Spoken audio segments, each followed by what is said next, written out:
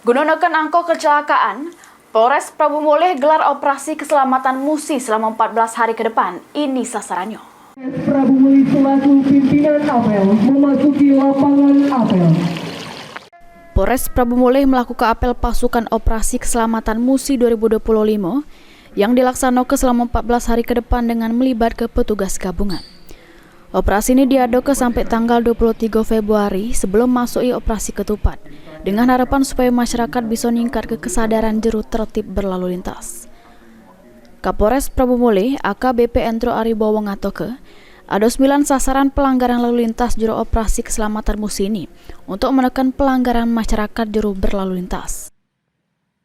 Ini adalah merupakan operasi keselamatan sepanjang 14 hari ke depan, tanggal 10 sampai tanggal 20 Februari, dalam rangka pengkondisian masyarakat, dalam arti sebelum memasuki operasi ketupat tahun 2025, masyarakat diharapkan semakin meningkat kesadaran berlalu lintasnya. Tadi disampaikan oleh Bapak Kapolda dalam amanatnya, pola pendidikannya adalah 40% preemptif, kemudian 40% preventif, dan 20% menggunakan penegakan hukum, yang menggunakan etle dan pola pendidikan pada di tempat. Tentunya saya sebagai Kapolres Prabu Mulih menghimbau kepada seluruh masyarakat Kota Prabu Mulih untuk mendukung daripada kegiatan ini dengan cara meningkatkan kesadaran berlalu lintas.